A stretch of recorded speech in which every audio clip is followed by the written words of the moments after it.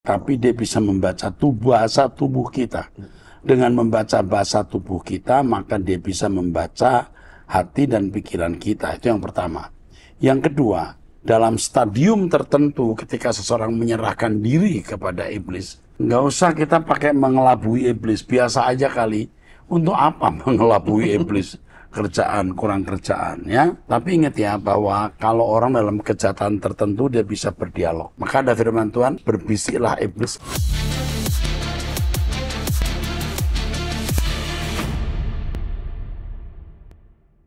Salam saudara, kita kembali mengikuti Abam.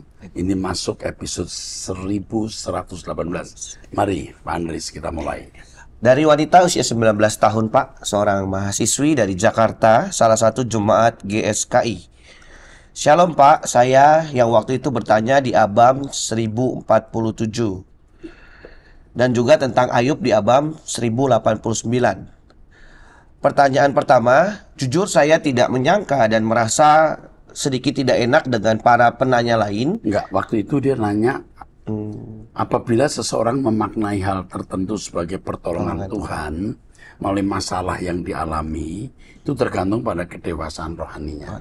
Nah, itu kira-kira masalahnya sekitar itu. Terus? Karena jawaban Bapak sepanjang itu hingga memecahkan rekor jawaban Abam terpanjang sepanjang masa. Bahkan Bapak sampai membuat teori tentang istri Ayub yang tidak mungkin kembali dan melahirkan 10 anak Ayub yang kemudian. Padahal berdasarkan salah satu komik yang pernah dia baca, istri Ayub malah kembali dengan dia, jadi rasanya agak aneh. Tidak mungkin. Iya. Tidak mungkin istri Ayub yang pertama balik. Betul. Yang pertama dia sudah umur, dia mengutuki Allah, tidak akan bisa dipertemukan dengan Ayub yang salah. Yang ketiga, anak Ayub yang berikutnya itu cantik. Dari kecantikan anak Ayub yang kemudian, yang tidak ada mata lebih cantik dari anak Ayub, pasti ini bukan istri pertama. Istri pertama anak perempuan juga, tapi nggak cantik. Kalau cantik juga pasti boleh ditulis. Betul, Pak. Ya kan? Dari benihnya kelihatan siapa biangnya. Ya, Kan Pak. gitu. Oke, teruskan. Izinkan saya kembali bertanya, Bapak. Semoga kali ini tidak memecahkan rekor lagi. Pertama, dalam Alkitab, kata idol sama dengan ilah yang artinya berhala.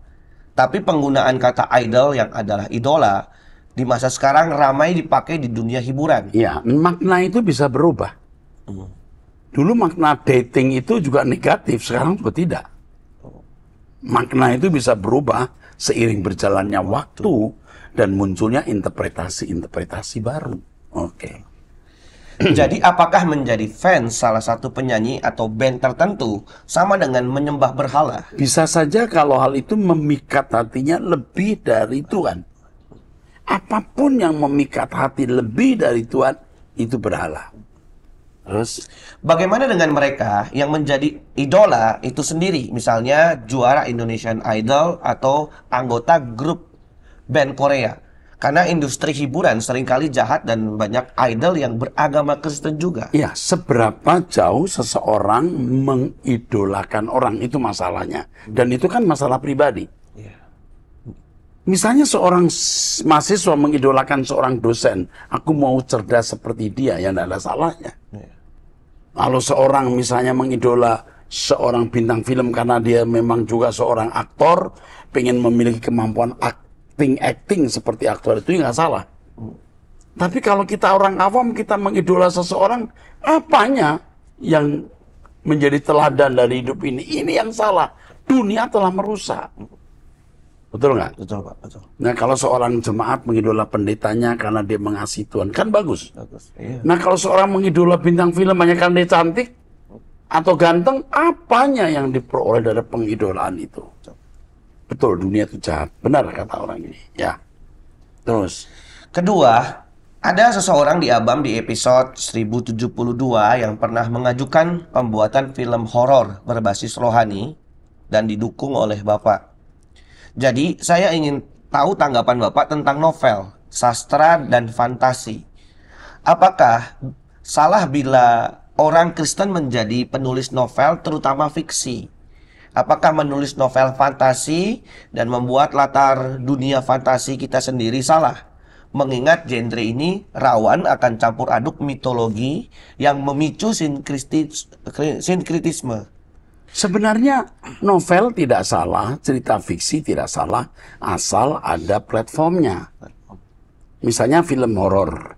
Ya memang di Alkitab juga ada setan kok. Coba memiliki platform yang benar, platform Alkitab. Film cinta, dan memang cinta itu juga Alkitabiah.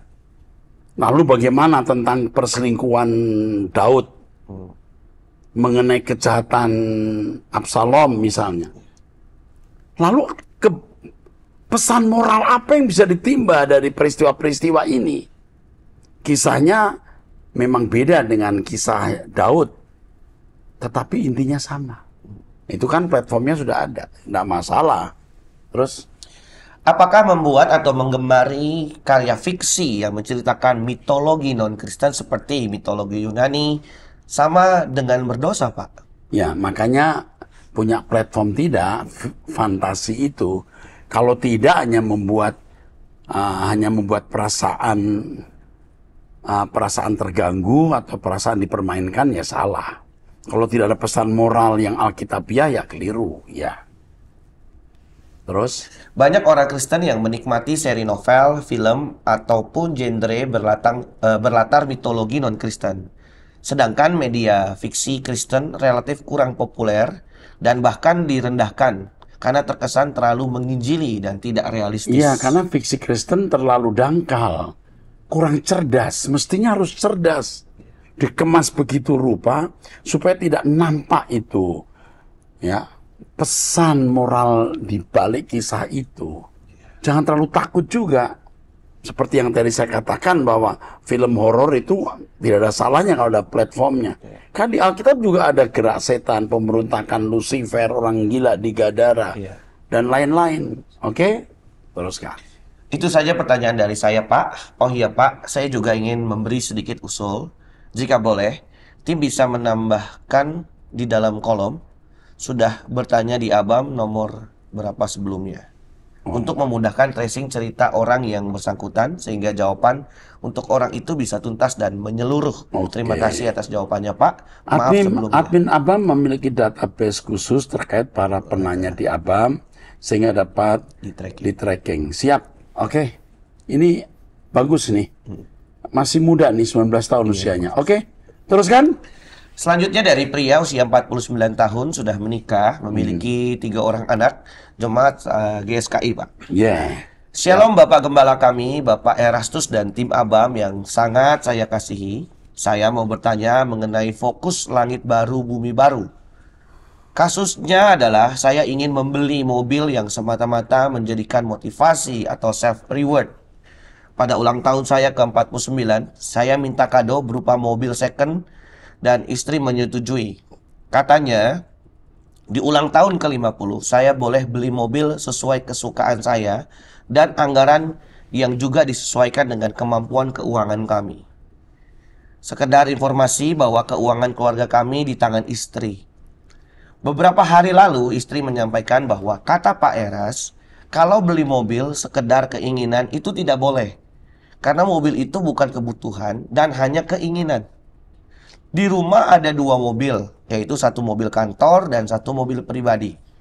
Jujur saya kecewa, tetapi bisa jadi istri saya dipakai Tuhan untuk mencegah saya tidak memaksimalkan potensi untuk kerajaan surga. Jadi saat ini saya bingung, Pak Gembala. Kami sudah sepakat juga ikut mendukung Rehoboth Foundation dan komitmen selama 12 bulan, walaupun dalam jumlah kecil.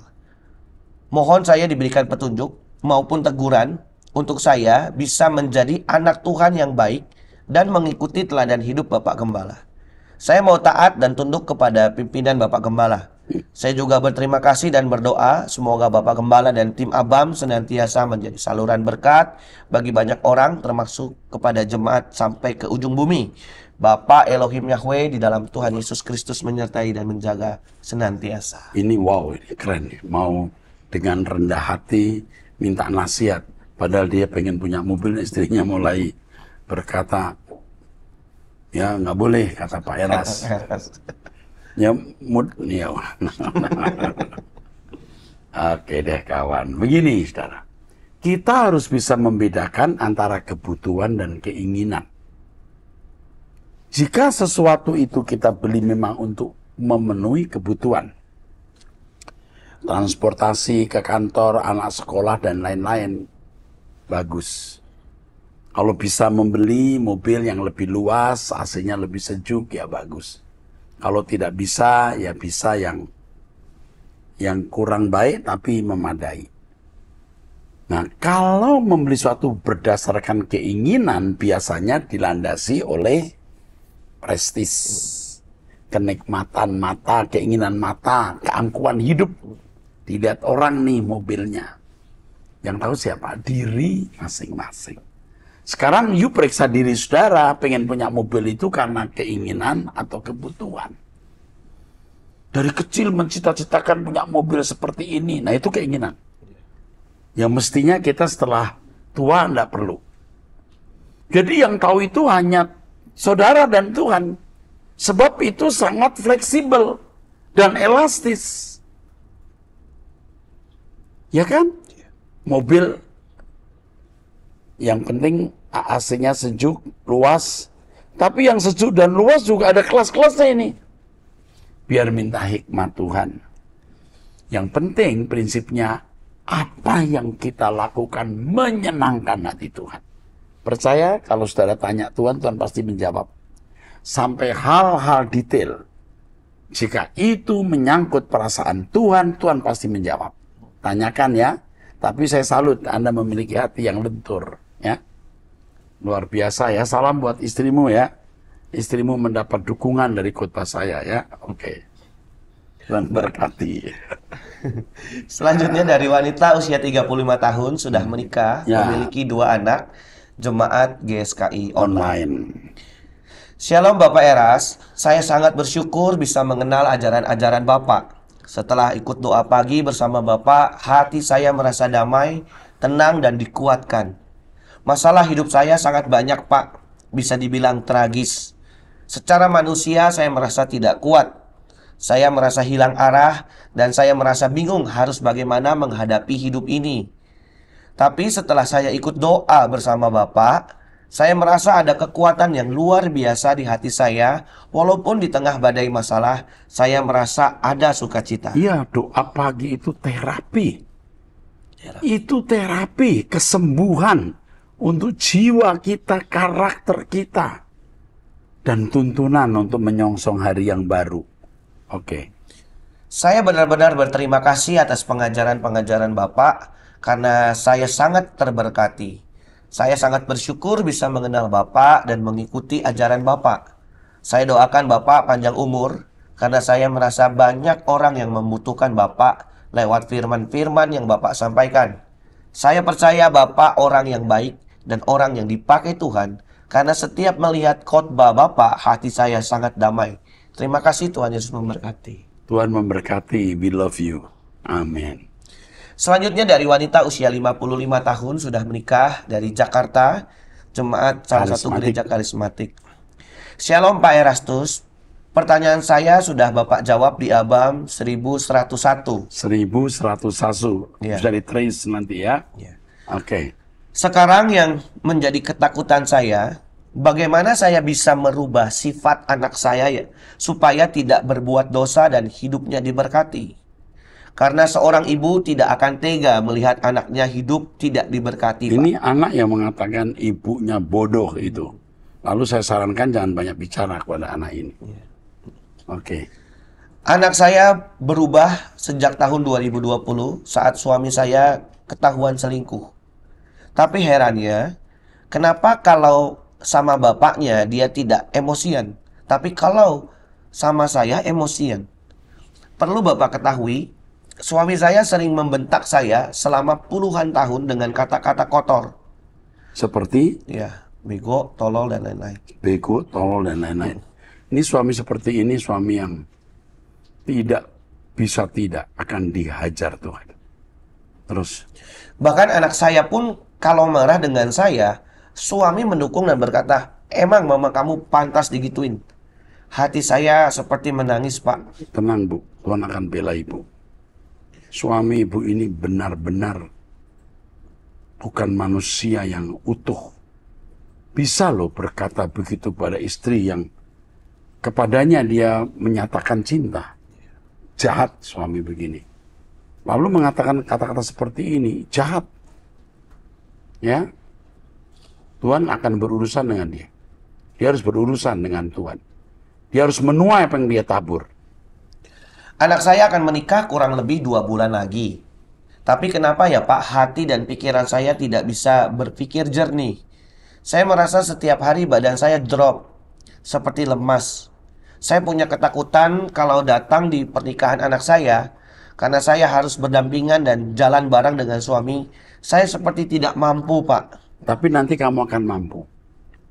Sekarang kamu jangan harapkan kebahagiaan dari anak, dari suami atau dari apapun. Harapkan kebahagiaan dari Tuhan. Jatuhkan cintamu kepada Tuhan. Engkau yang ku cinta, Engkau yang ku puja. Arahkan hatimu kepada Tuhan. Engkaulah hartaku. Udah, lalu lewati. Lewati. Kamu akan mampu. Dengar ucapan saya ini, kamu akan mampu. Terus. Saya punya sakit hati karena saya merasa anak yang saya didik dulu baik menjadi berubah total karena bapaknya. Belum tentu. Kamu juga pasti punya andil di situ tanpa kamu sadari. Tapi yang sudah terjadi ya sudah. Jangan menoleh ke belakang, tapi hadapi semua itu bersama Tuhan. Dan ingat, hadapi semua dengan kesucian hidup. Saya mengalah dengan anak saya karena saya merasa anak saya ada kepahitan. Dia kurang kasih sayang dari bapaknya. Bapaknya membela dia karena ada maksud tertentu. Pak, bagaimana supaya saya bisa merubah anak saya? Kamu berubah dulu. Kamu berubah dulu. Berubah yang radikal. Terus? Dan saya harus bagaimana menghadapi suami yang suka bohong, selingkuh, kata-katanya kasar dan pemalas. Kamu lawan dia dengan kesucian dan tidak bicara apa-apa. Diam. Tuhan akan bertindak nanti. Semua pekerjaan di rumah saya yang mengerjakan. Kalau saya minta bantuan sama anak, suami saya langsung ngomel. Dan saya selalu mengalah karena kalau dibentak, tangan jadi gemetar dan ketakutan. Ya, ini sebenarnya suami yang membunuh istrinya secara diam-diam. Iya, Pak. Kejam. Pria begini kejam. Tuhan marah. Tuhan marah terhadap pria seperti ini. Jangan lawan Tuhan. Terus. Ketika saya mau berdiskusi dengan suami, saya selalu berdoa dulu supaya dia tidak teriak-teriak dan marah. Ketika saya jujur dengan dia supaya jangan teriak-teriak karena saya jadi gemetar. Tapi kenapa dia malah melakukannya? Dia malah ya, Pak? berteriak keras. Emang dia mau menyakiti. Anak setan tuh modelnya begini. Ini anak setan tuh modelnya begini. Jangan teriaklah Pak, gemetar. Malah berteriak. Anak setan tuh begitu. Terus. Apakah dosa jika saya berpisah dengan suami, Pak? Karena saya takut mental anak-anak bisa rusak gara-gara suami. Mohon pengarahannya ya Pak, karena anak saya menikah kurang 2 bulan lagi. Tapi pikiran saya tidak karuan. Kasihan. Terima kasih sebelumnya Pak, dan kiranya pelayanan Bapak menjadi berkat. Ini harus didampingi. Didampingi. Kamu akan didampingi oleh konselor yang baik. Kamu tidak boleh sendiri, kamu akan didampingi. Jangan mengusahakan perceraian. Biar Tuhan yang bertindak. Allah itu hidup. Allah itu nyata. Saya kira apa yang saya katakan tadi akan terjadi atas suamimu. Kamu lihat apa yang saya katakan. Dia harus berurusan dengan Tuhan. Dia harus menuai apa yang dia tabur. Dia jahat. Dan orang-orang seperti ini tidak akan dibiarkan Tuhan hidup di dalam keberkatan. Galak, jahat, selingkuh, betul nggak? Waduh. Menyiksa istri, membunuh secara diam-diam dan dengan cara verbal. Oke. Nanti kamu didampingi. Sabar saja, ikut doa pagi bersama saya. Siapkan waktu doa pribadi. Biar Tuhan yang membela kamu. Jika yang kamu ceritakan ini benar begitu ya. Tapi kalau tidak, kamu membohongi saya. Kamu bahaya loh. Ya. Kalau memang benar yang kamu ceritakan, berarti suamimu jahat. Ya, asal kamu jujur. Karena saya tidak mendengar dari pihak sana. Harus ada diskresi toh. Iya. Oke. Tuhan berkati. Terus. Selanjutnya dari wanita usia 25 tahun, masih single, dari Jakarta, Jemaat GSKI. Ya. Shalom Pak Eras dan tim yang terkasih dalam Tuhan. Saya mau bertanya Pak, Ya. apakah iblis bisa membaca pikiran dan perasaan hati kita? Tidak bisa, tetapi dia bisa membaca bahasa tubuh kita. Dengan membaca bahasa tubuh kita, maka dia bisa membaca hati dan pikiran kita. Itu yang pertama. Yang kedua, dalam stadium tertentu ketika seseorang menyerahkan diri kepada iblis, itu dia bisa berdialog dengan iblis. Oke, terus. Kalau tidak bisa, berarti kita bisa ya Pak mengelabui iblis supaya dia pikir kita tergoda padahal tidak. Oh, enggak mudah. Iblis itu pengalamannya triliun tahun ya. Nggak usah kita pakai mengelabui iblis, biasa aja kali. Untuk apa mengelabui iblis? Kurang kerjaan ya. Tapi ingat ya bahwa kalau orang dalam kejahatan tertentu dia bisa berdialog. Maka ada firman Tuhan, berbisiklah iblis kepada Yudas. Oke, teruskan. Sehingga dia pikir kita terganggu padahal kelihatannya saja. Oh enggak, iblis tidak bisa ditipu dengan mudah. Kenapa mesti begitu? Ya, terus. Contoh, pada saat kita melihat makanan enak, kita pura-pura ucapkan, waduh enak sekali, ingin makan sebanyak-banyaknya. Aduh, makan tidak ya. Jadi iblis pikir kita lemah dalam hal makanan, sehingga kita digodainya dalam hal makanan saja. Oh. Jadi setiap lewat makanan enak, foto atau langsung kita pura-pura suka banget dan berusaha menahan makan banyak. Padahal dalam hati kita biasa aja. Itu kan cari kerjaan. Kenapa harus begitu? Nggak usah, nggak perlu begitu. Kamu lucu deh. Terus. Pak, kalau Allah itu adalah Bapa kita, manusia yang percaya kepadanya adalah anak-anaknya. Dan katanya, saudara dalam Tuhan.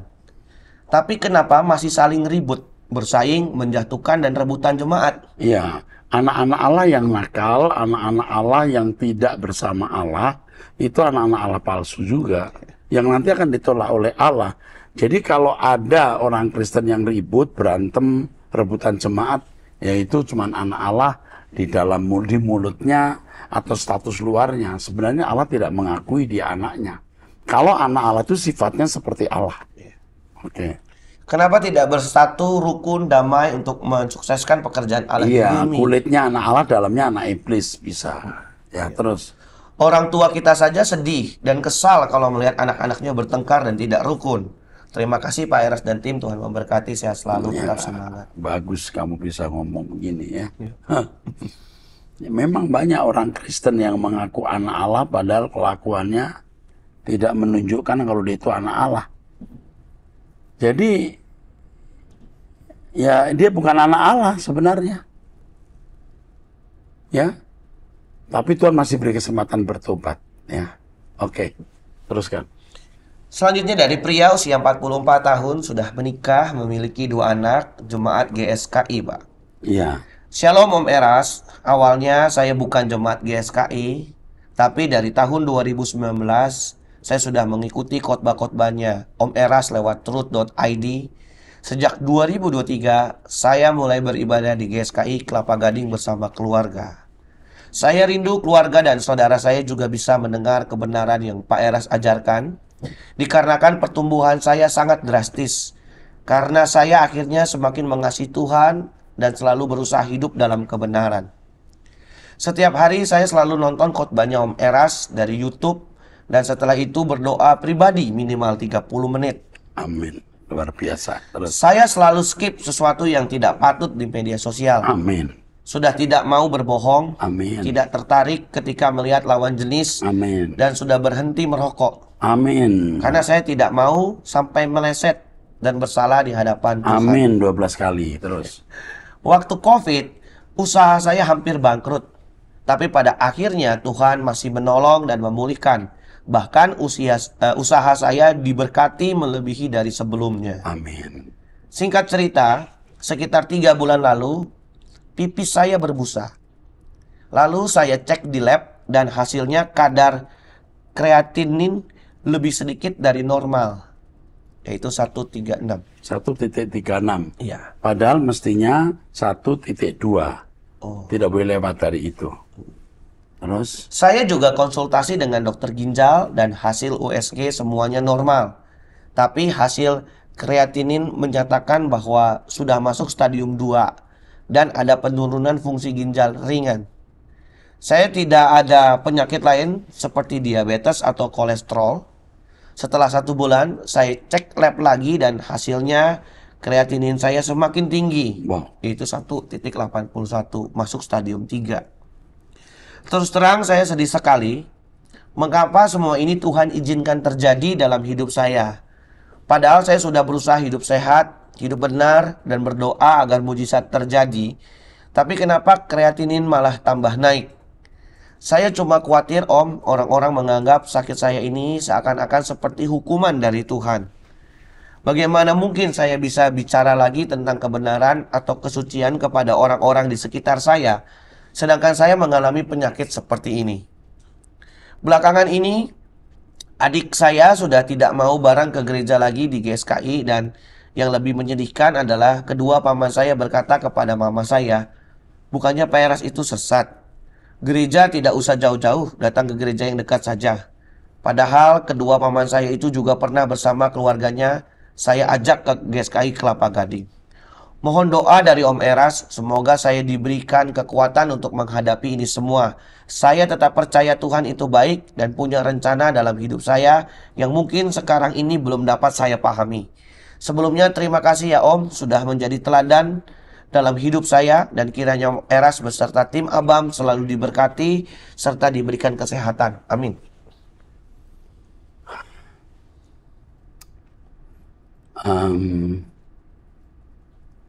Satu hal yang saya tahu, karena pernah kreatin saya juga sudah mencapai 1,2 sampai di titik yang membahayakan.